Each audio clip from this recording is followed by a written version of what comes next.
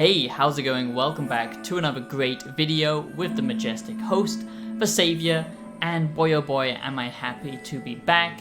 I've been gone for a while, and I've got to say, I'm a little bit disappointed with you guys that you didn't watch my Baldur's Gate 3 video that I poured my heart and soul into. Goes to show you that quality content doesn't actually matter on YouTube, because I put a lot of effort into that with a lot of skits and stuff, so go check it out if you haven't already. But if you're new to the channel, welcome. Today we are going to be talking about Stalker 2, a game that honestly I believe is going to be Game of the Year in 2024. We're going to be analyzing and discussing everything that you need to know about the Stalker 2 reviews, because the industry is in a weird place right now. We're in a new world, post-election, and yeah, you know, Stalker 2, as much as I think this game is going to be good, I do think that Stalker 2 will get some unfair praise and unfair hatred simply because of its location and the developers behind it, which I'll talk about more later on in this video. But yes, it is great to be back, and thank you again to my fellow wise ones if you are coming back to the channel. It really does mean everything to me. And for anyone new, please do consider subscribing, become a wise one today. Honestly, this community is fantastic. I'm so passionate about this community, this channel. I put everything that I am into this. I'm just so passionate about analyzing things that I love, games and philosophy. I blend the two together to give you some great video essays and reviews. So if you're into that, please do subscribe, join this channel as we tear down gaming and we, try and examine things with a critical mindset. And do check out my other philosophy videos that aren't just around gaming, but I do blend the two together. With all that out of the way, please do like the video because it does help support the show, boost the video, and as an independent creator that really does help me out a lot. And just let me know your thoughts down below, because that's the whole fun of this. That's why I do this, is to have a conversation with you guys. Let me know what you think of Stalker 2. Are you excited about it? Do you think that this is actually Game of the Year? Because I honestly think it will be, simply because this game is made by passionate people who love the Stalker franchise, people who are passionate about the creativity and the art form of video games. Goddamn right. And it's a nice refresher for the end of the year, because this year was pretty crazy for gaming. Ubisoft has finally jumped on their own sword, and it just shows you that the industry is finally pushing back against these, greedy corporations that only care about selling you products, not the actual art form of gaming that it can be, a transformative experience. And I think Stalker 2 is really going to remind people what makes games special, okay? And especially as we are missing Fallout. We are missing Fallout a lot, at least I am. Personally speaking, I absolutely love Fallout games, and we're not going to get a Fallout game for a long time. We haven't had a new Metro game, except for that VR title, which not everyone can access. So this really fits a need right now. Where will you be when the atomic bombs fall? Today I'm going to be talking about the Stalker 2 Heart of Chornobyl reviews, and do bear in mind that my Stalker 2 review video will be out very soon. Now on my channel I like to do this with big releases. It's a new series that I'm starting. Before I drop my early review, I'm also going to be talking about the game and the reviews leading up to that title, because there's so much to cover and I usually can't squeeze it into one video.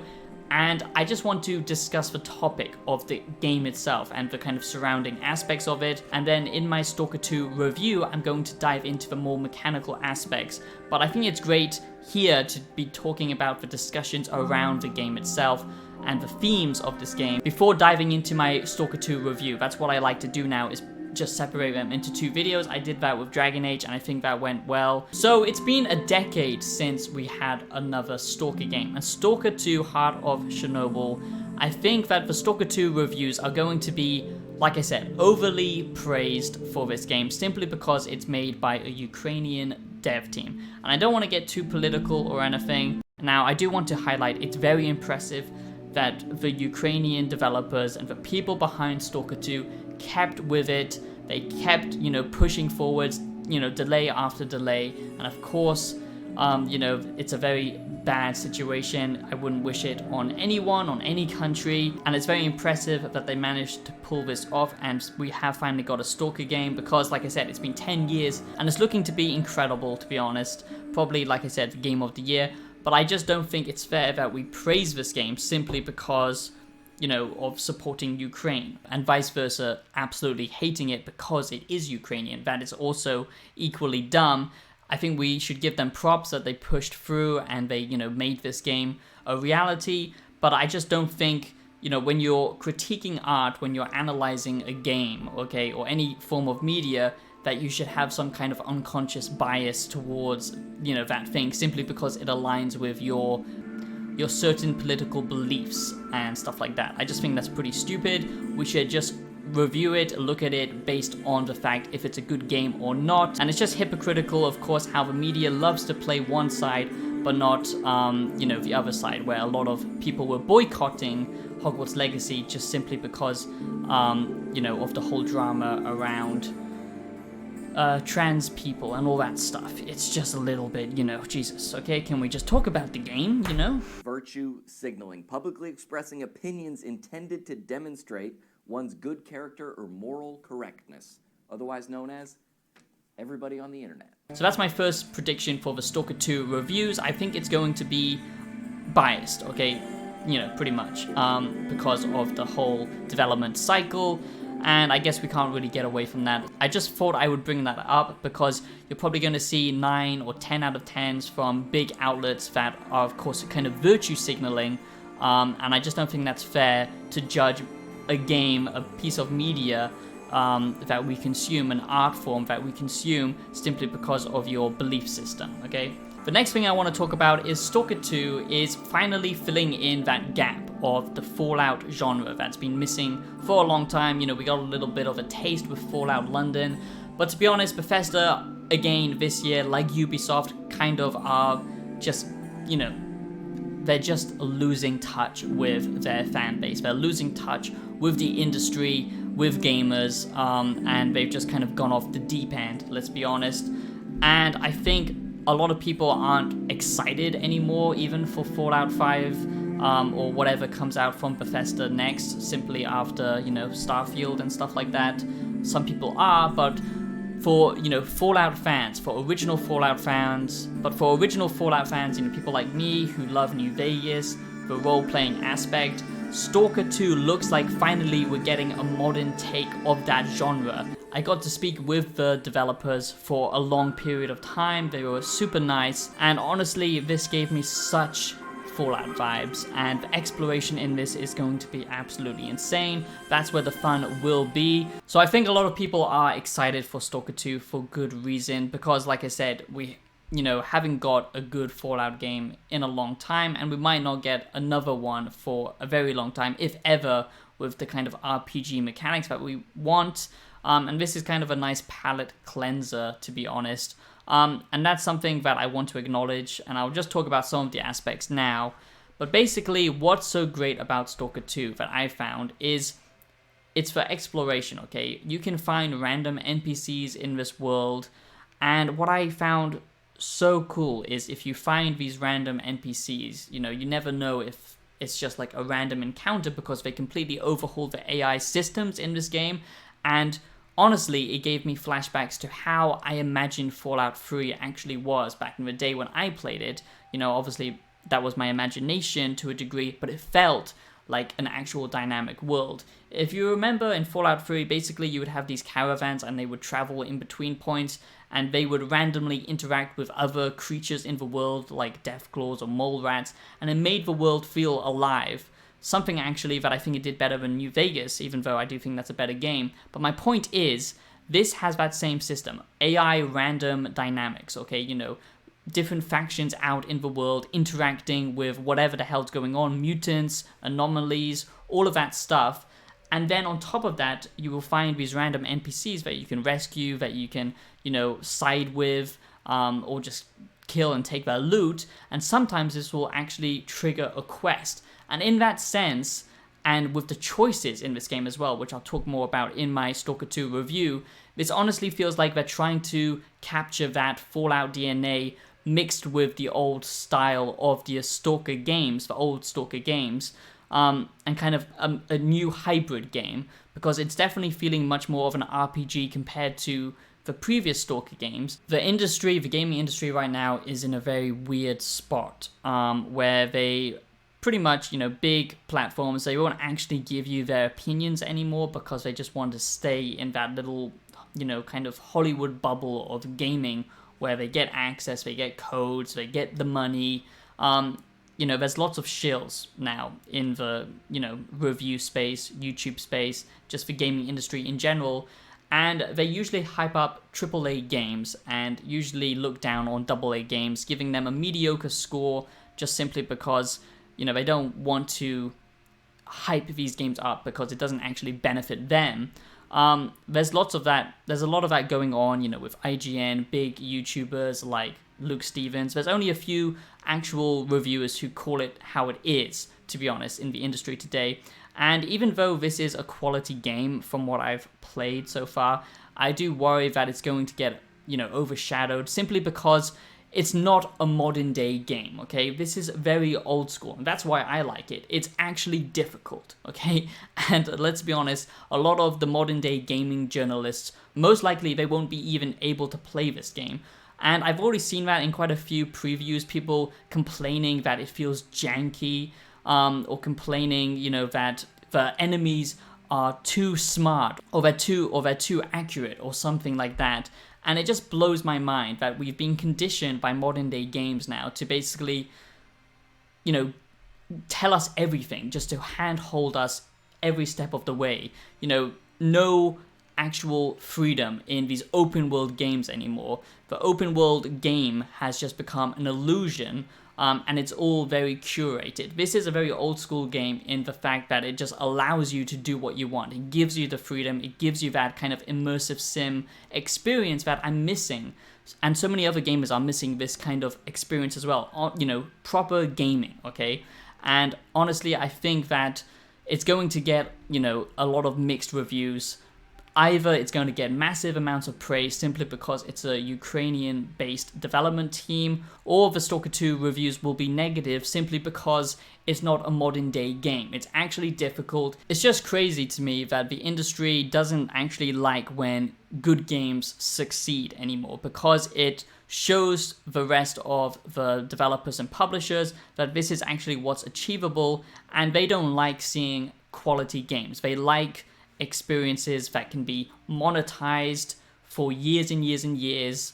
They like games that are overly simplified, easy to design, and are, like a easy copy and paste textbook that they can just do for every other game, yearly release them, all of this stuff, live action, live service, microtransactions, you name it. That's what's become of modern day gaming. And I think finally now, with games taking so long to make, it's finally sinking in that we want quality experiences on a smaller scale, okay? Instead of these large, big projects, AAA slop, okay, is what we're getting.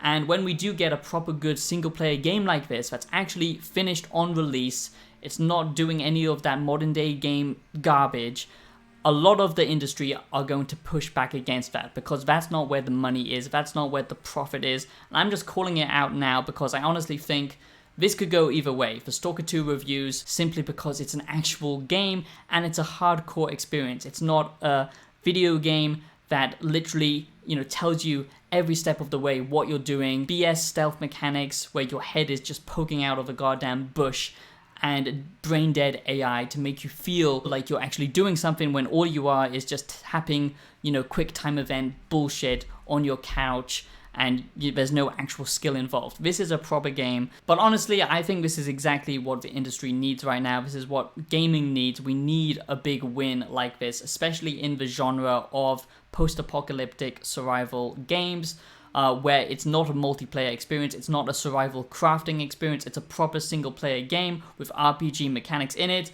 I'm tired of this RPG light sprinkling in most action games. This looks to be an actual blend of the two genres, which is what I support. And like I said, it's a proper game that doesn't hold your hand, that actually respects your intelligence. And either way, gamers, users, and people who have played the Stalker games or Metro games previously will absolutely love this game, or Fallout fans, I believe.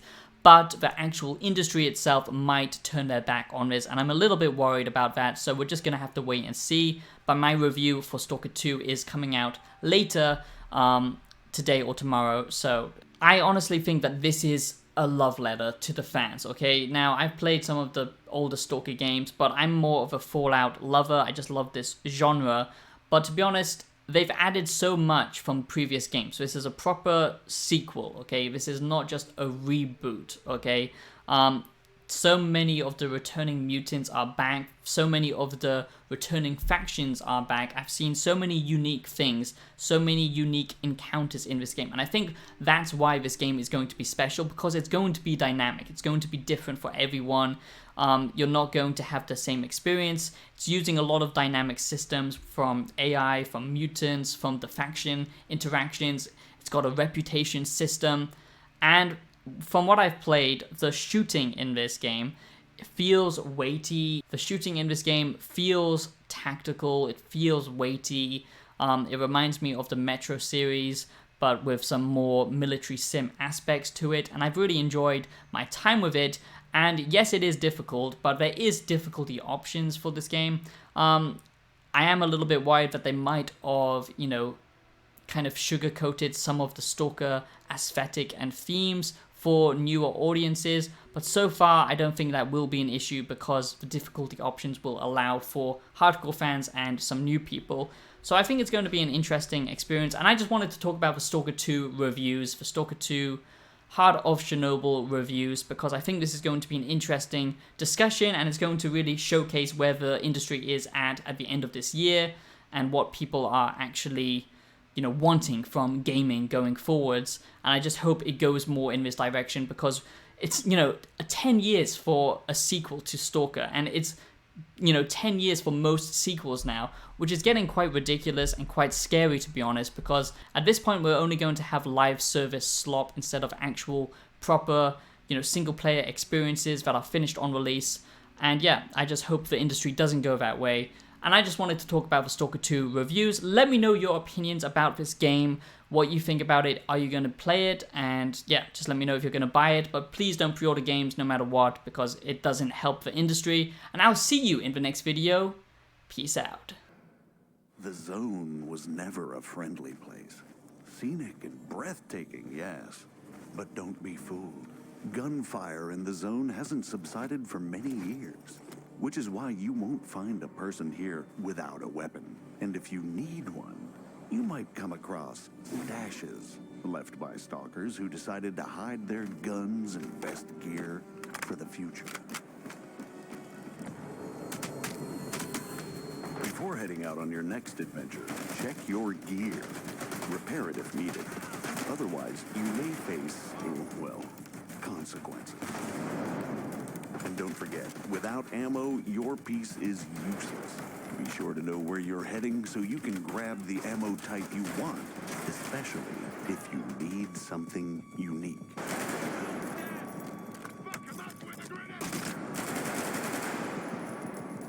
There's a tool for every scenario. Depending on what kind of stalker you are and how you prefer to navigate the zone, you can upgrade your best friend with various attachments found along the way, installing them on the go to adapt to the exact fight at hand.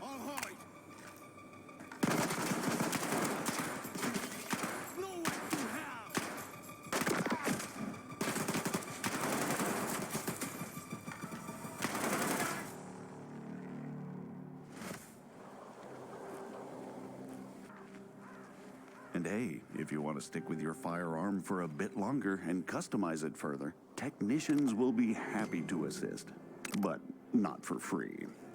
These guys can repair and upgrade your gear to suit your gunfight style, making it more specialized for specific circumstances, or vice versa, turning it into a versatile tool for any situation.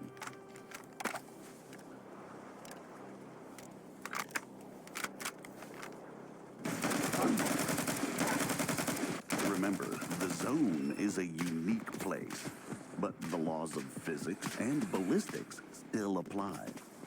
Each gun feels and fires differently, and its effectiveness depends on the distance and the type of armor you're up against.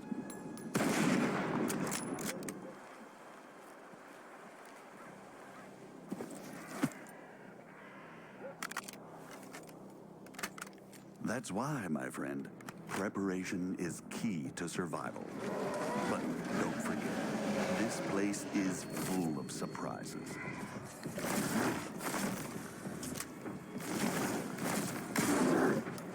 The more you know the zone and expect the unexpected, the better your chances of living another day, exploring her mysteries and secrets.